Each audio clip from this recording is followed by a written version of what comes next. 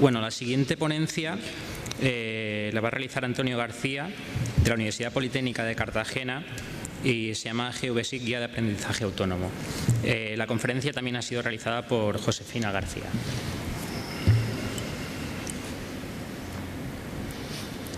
A ver si consigo superar los nervios del directo. ¿Ahora? Sí. Bien, pues buenas tardes a todos. Como se ha comentado, me toca presentar el libro GVSIG, Guía para el Aprendizaje Autónomo. Es un libro electrónico cuya portada tenéis a la derecha de la imagen y a la izquierda tenéis los tres autores principales. Yo soy el del medio.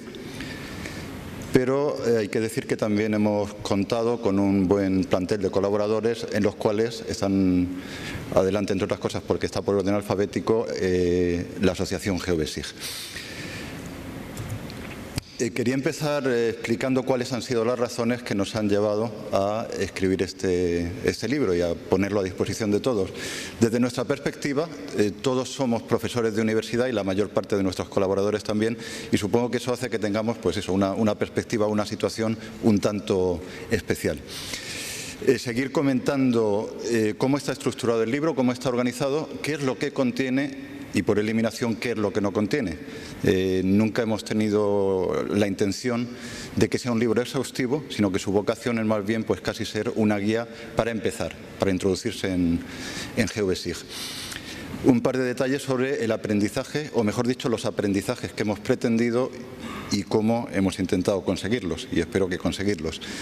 Divulgación, que básicamente es donde podéis encontrar el manual y todos los archivos necesarios para seguirlo, de principio a fin, y unas pinceladas sobre el futuro, aunque el futuro, como he podido comprobar hace unos minutos, se crea sobre la marcha, ¿no?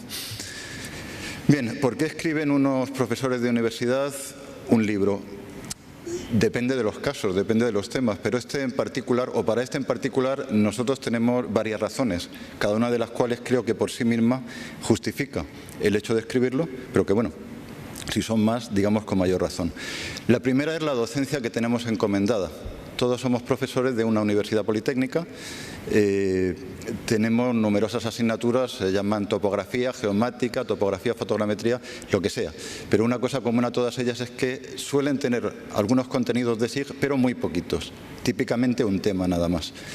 Pero también tenemos alguna asignatura de máster y estas asignaturas son de SIG. Normalmente asignaturas que enseñan a manejar los rudimentos básicos, si queréis, del SIG, pero también alguna asignatura no presencial en la cual se pretende que el alumno desarrolle algún proyecto sencillo, básico, utilizando una herramienta SIG, fundamentalmente GVSIG. También nos hemos hecho cargo de algunos cursos de verano, cursos presenciales, docencia más o menos convencional, salvo por el hecho de que en lugar de hacer lo que se suele hacer en la docencia más convencional, que es que el profesor habla y los alumnos miran, lo que procuramos aquí es que los alumnos hagan y el profesor, bueno, mire un poco y ayude otro poco, ¿no? Y finalmente un número creciente de trabajos fin de grado, trabajos fin de máster, incluso alguna tesis doctoral que utilizan el SIG como una herramienta y que desarrollan alumnos que en muchos casos ni siquiera han pasado por las asignaturas anteriores. Como mucho podemos esperar que hayan obtenido unas breves nociones de SIG en una asignatura de tipo general, pero a veces ni siquiera eso. Entonces nuestro primer motivo para hacer este manual era servir de alguna forma a todas estas asignaturas, a todas estas formas de docencia, ¿no? Esa era la razón, la justificación profesional. Esta otra es más personal.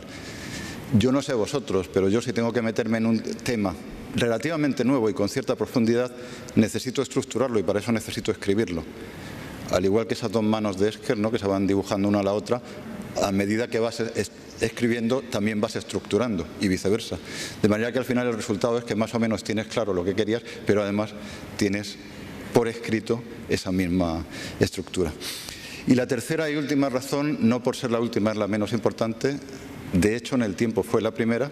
Hace justo un año y en este mismo sitio, en las 8ª jornadas de GVSIG, tuvimos los autores pues un primer contacto con el proyecto, su filosofía, etc. Y nos autocomprometimos, si es que existe esta palabra, a aportar algo a este proyecto. Desde nuestra perspectiva pensamos que esta era la mejor manera de contribuir, de aportar algo al proyecto GeoBSIG, y desde esa perspectiva, pues bueno, este es nuestro granito de arena a ese proyecto. Queda algo por justificar, pero no en este foro. Aquí no creo que haga falta decir por qué hemos elegido GeoBSIG como herramienta, ¿no? En cualquier caso está explicado en el libro, o sea que si alguno tiene curiosidad, en el primer capítulo lo podéis encontrar.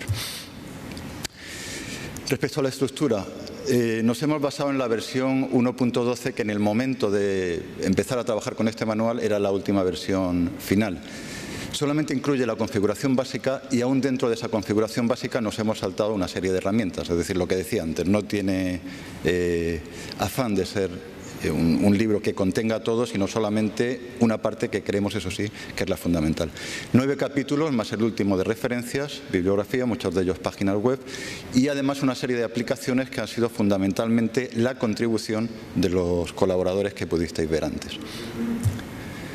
En el primer capítulo se explica qué son los SIG, se explica qué es GeoBSIG, el proyecto, la asociación, y termina este capítulo explicando dónde encontrar GeoBSIG y cómo instalarlo.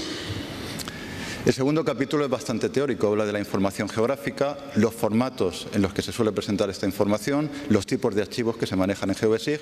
Hemos hecho un poquito más especial hincapié en los sistemas de referencia o las proyecciones y cómo se tratan en GeoBSIG, y algunas informaciones más, que es la georreferenciación, metadatos, etc.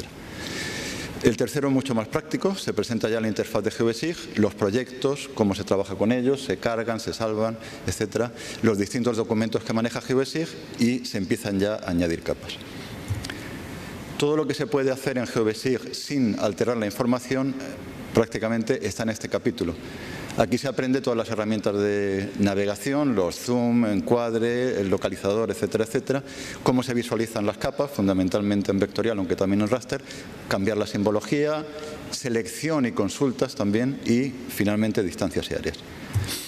Y en el quinto aprendemos ya a modificar datos. Edición alfanumérica, gráfica, creación de nuevas capas, cómo introducir datos, información en esas nuevas capas, un poco de importación y exportación de datos, y también hiperenlaces y la calculadora de campos. El análisis vectorial se desarrolla en el capítulo 6, todos los geoprocesos que incluía la versión 1.12 de GeoBSIG. El equivalente raster, hasta cierto punto, está en el capítulo 7, que explica cómo se georreferencian imágenes raster, y sextante, no con toda la profundidad que, bueno, que esta herramienta quizá merece, pero sí una parte que creemos suficiente para entrar en ella. Y finalmente 2 capítulos más breves, el 8 de creación de mapas y el 9 en el que, bueno, pues enseñamos un poquito de consulta de información en servidores remotos, ¿no? Ya he dicho que el capítulo 10 sería el de referencias, y luego están los anexos. Al principio decía que por las asignaturas que nos han sido encomendadas en nuestra universidad, pues tenemos casi 2 modalidades extremas de enseñanza y por tanto de aprendizaje. Necesitábamos un texto básico para la enseñanza presencial, más o menos convencional, pero también un texto que permitiese de una forma totalmente autónoma y con muy poca o ninguna ayuda en tutorías y demás, el aprendizaje autónomo.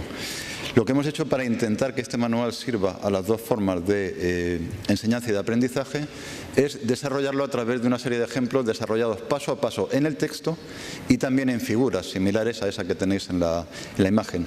Cuando el proceso era relativamente complicado, se incluía una o más figuras que van mostrando paso por paso, con flechas, con capturas de pantalla, lo que hay que hacer, o sea, todas las operaciones, y también en muchos casos el resultado que se debe obtener si la cosa funciona bien.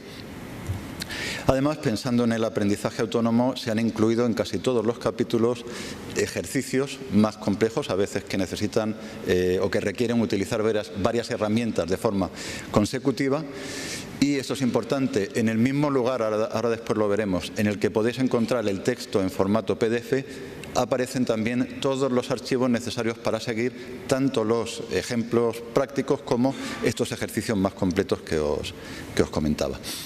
Además, en anexos y también pensando en buena medida en el aprendizaje autónomo, hemos recogido 4 casos desarrollados de aplicación de GeoBSIG y un listado bastante amplio de otras aplicaciones, amén de referencias a páginas web donde aparecen pues todavía más casos de aplicación.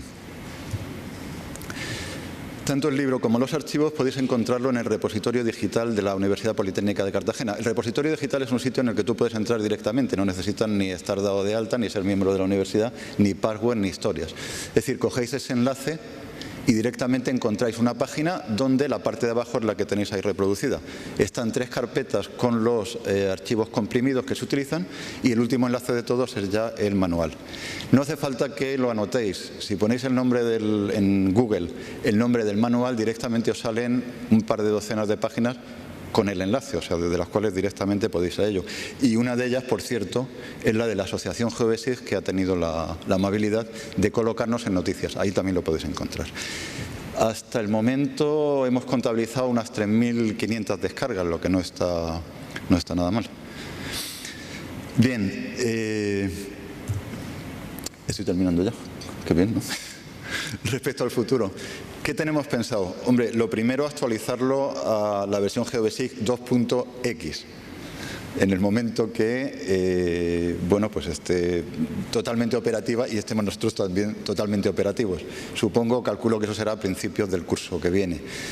Hemos pensado también desarrollar el manual y ejercicios, materiales adicionales en OCW, que es una forma de organizar los cursos también en la página web de nuestra universidad, de manera que el que se lo descargue no se lo descargue como un libro, sino como si fuese ya, digamos, una asignatura montada, con todas sus clases, sus prácticas, etcétera, etcétera. Hemos pensado también en desarrollar algo más extante, pero esto la verdad es que nos da un poco de miedo. Y luego, pues cosas que van surgiendo, hablando con la gente en estas jornadas, que es otra de las cosas por las que nos gusta venir, como por ejemplo traducirlo a otros idiomas, seguramente no ya en la versión actual 1.12, sino cuando nos metamos a adaptarlo, a desarrollarlo en la versión 2.x, la que sea. Y por mi parte, nada más. Muchas gracias por vuestra atención. Y eso es todo. Muchas gracias, Antonio, por tu contribución y la de tus colegas en el proyecto GeoBSIG. Muchas gracias.